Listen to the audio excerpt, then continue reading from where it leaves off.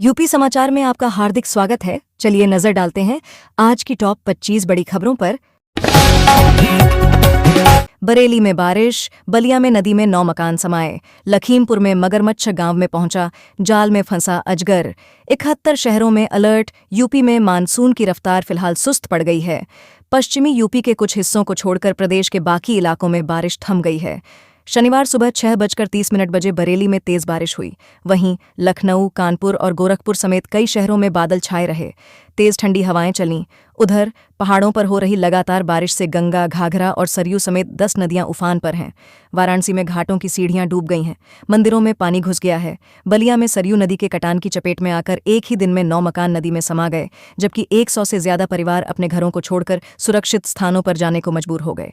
लखीमपुर खीरी की नहर में शुक्रवार को फिर मगरमच्छ दिखा। इससे आसपास के गांवों में दहशत फैल गई। एक हफ्ते पहले इसी इलाके में मगरमच्छ ने एक कुत्ते का शिकार किया था। वहीं एक दूसरे गांव में खेत के पास लगे जाल में 12 फीट लंबा अजगर फंस गया। सूचना पर पहुंची वन विभाग की टीम ने उसे रेस्क्यू कर जंगल में छोड़ दिया। 8 साल की बेटी को कांवड़ पर बैठाकर निकला पिता। 13 फीट ऊंची कांवड़ लेकर निकले शिवभक्त। सादी वर्दी में तैनात रहेंगे पुलिस वाले। यूपी की सड़कों पर कांवड़ियों की भीड़ दिखने लगी है। कुछ भक्त हरिद्वार से गंगाजल लेने जा रहे हैं तो कुछ वहां से लौट रहे हैं। शुक्रवार को अलीगढ़ के किसान संजय उर्फ संजू बाबा 2 अलग अलग कांवड़ लेकर निकले। एक कांवड़ में उनकी 8 साल की बेटी राधा और दूसरी में 7 साल की भांजी देवांशी है। उनका कहना है कि बेटियों के सम्मान, संस्कार और धर्म रक्षा का संदेश देना है। अलीगढ़ के संजू बाबा 19 जुलाई को यात्रा पर निकले थे। 22 जुलाई को हरिद्वार की हर की पौड़ी से गंगाजल उठाया। फिर दोनों बच्चियों को कांवड़ में बैठाकर गांव की ओर पैदल यात्रा शुरू कर दी। यात्रा के दौरान वह पहले एक कांवड़ को करीब 50 मीटर आगे रखते हैं, फिर पीछे लौटकर दूसरी बच्ची को लेकर आगे बढ़ते हैं। हरियाणा के रोहतक से आए 8 शिवभक्त 13 फीट ऊंची कांवड़ के साथ शामली पहुंचे। हर हर महादेव और बोल बम के जयकारों से पूरा माहौल भक्तिमय हो गया। बुलंदशहर का रहने वाला 12 साल का अभिषेक हरिद्वार से 41 लीटर गंगाजल लेकर निकला है। दिल्ली के रहने वाले योगेश हरिद्वार से 111 लीटर गंगाजल लेकर आ रहे हैं। उन्होंने कहा, परिवार के लिए भोले बाबा से मन्नत मांगी थी। यूपी में पप्पू यादव के साधु वेश पर बवाल, पुतला फूंका। भड़के संतों ने तस्वीर पर चप्पलें बरसाईं। बोले, भगवा का अपमान बर्दाश्त नहीं। दिल्ली के संसद परिसर में राम मंदिर चढ़ावा चोरी के मुद्दे पर विपक्ष के विरोध प्रदर्शन के बाद यूपी का संत समाज खुलकर सामने आ गया।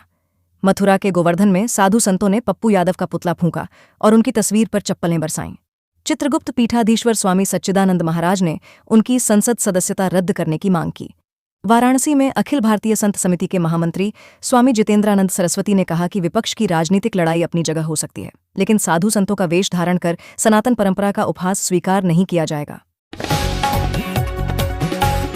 मंत्री राजभर ने दिल्ली में पीले गमछे का दम दिखाया। बोले, सबको पता है कौन ताकतवर। ये भाजपा पर सीटें बढ़ाने का दबाव या सपा की काट। यूपी विधानसभा चुनाव 2027 से पहले सुहेलदेव भारतीय समाज पार्टी सुभासपा ने दिल्ली के तालकटोरा स्टेडियम में अपनी ताकत दिखाई। शुक्रवार को हुई सामाजिक समरसता महारैली में पार्टी के राष्ट्रीय अध्यक्ष ओम प्रकाश राजभर ने सपा पर हमला बोला। साथ ही 2027 में फिर से एनडीए की प्रचंड जीत का दावा किया। रैली में पीली टोपी और पीला पटका पहने बड़ी संख्या में समर्थक पहुंचे थे।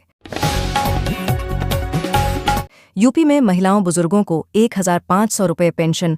भाजपा का बड़ा दांव। चुनावी साल में 1.18 करोड़ लोगों को सीधा फायदा। यूपी विधानसभा चुनाव से ठीक पहले योगी सरकार ने बड़ा सियासी दांव चला है। राज्य के 1.18 करोड़ से ज्यादा पेंशन लाभार्थियों को सरकार बड़ी राहत देने की तैयारी में है। इनमें वृद्ध, विधवा, निराश्रित महिलाओं और दिव्यांगजनों को शामिल किया गया है।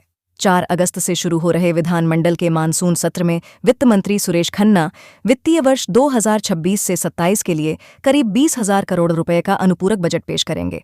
इसमें इन पेंशन योजनाओं में 500 रुपये हर महीने की बढ़ोतरी का प्रावधान किया जा रहा है।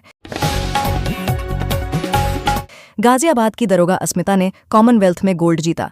जूडो में कनाडा की खिलाड़ी को मात दी। कहा, थैंक यू योगी जी, आपने जॉब दी। गाजियाबाद की दरोगा अस्मिता डे ने शुक्रवार को कॉमनवेल्थ गेम्स 2026 में गोल्ड मेडल जीता। उन्होंने जूडो में कनाडा की खिलाड़ी को मात दी। अस्मिता डे त्रिपुरा की रहने वाली हैं। यूपी पुलिस में सब इंस्पेक्टर हैं। गोल्ड जीतने के बाद अस्मिता डे ने कहा, मैं यूपी पुलिस में हूं। मैं सीएम योगी जी का धन्यवाद करना चाहती हूं, क्योंकि उन्होंने मुझे यूपी पुलिस में नौकरी दी। इस नौकरी से मुझे सहारा मिला। इसी की बदौलत मैं यहां तक पहुंची और गोल्ड मेडल जीत सकी। मुरादाबाद में मोमबत्ती फैक्ट्री में लगी भीषण आग, डीएमएसएसपी ने पूरे मोहल्ले को खाली कराया।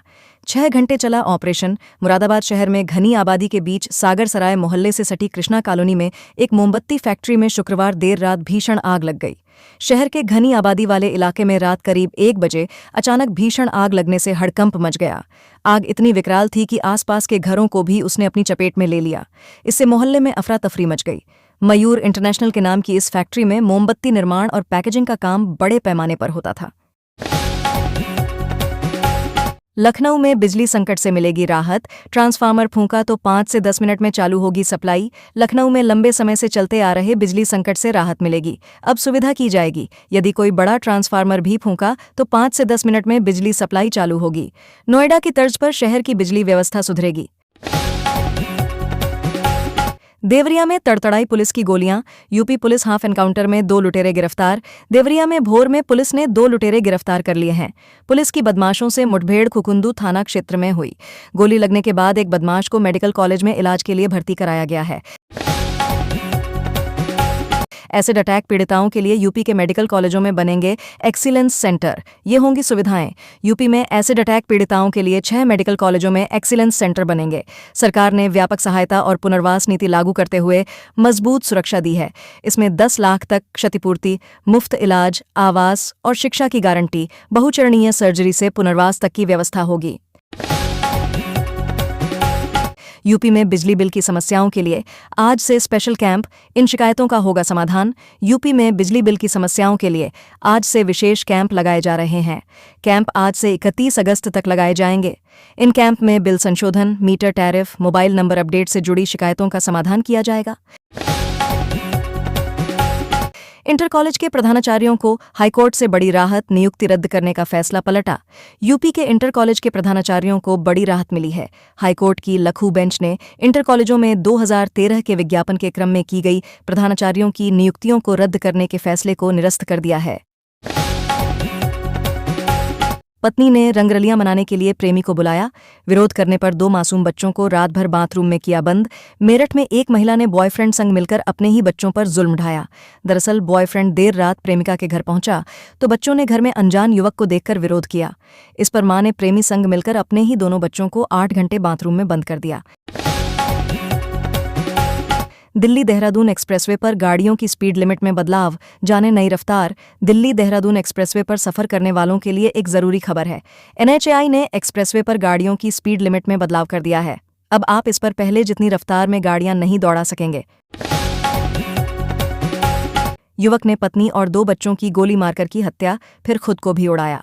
घर में 4 लाशें मिलने से हड़कंप। बलरामपुर में एक युवक ने पत्नी और 2 मासूम बच्चों की गोली मारकर हत्या कर दी।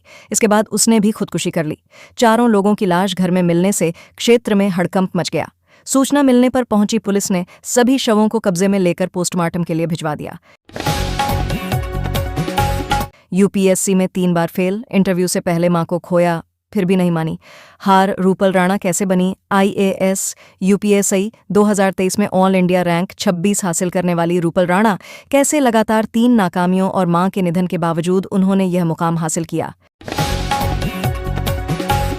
सांसद चंद्रशेखर आजाद ने अब इस पत्रकार को बनाया आजाद समाज पार्टी का राष्ट्रीय प्रवक्ता। आजाद समाज पार्टी के राष्ट्रीय अध्यक्ष और नगीना सांसद चंद्रशेखर आजाद ने शुक्रवार को पार्टी के राष्ट्रीय प्रवक्ता के नियुक्ति का ऐलान किया है। चंद्रशेखर ने पत्रकार यूसुफ अंसारी को पार्टी का राष्ट्रीय प्रवक्ता बनाया है। हर घर तिरंगा जन आंदोलन बने। हाई लेवल अधिकारियों के साथ मीटिंग में योगी के ये निर्देश भी हर घर तिरंगा जन आंदोलन बने।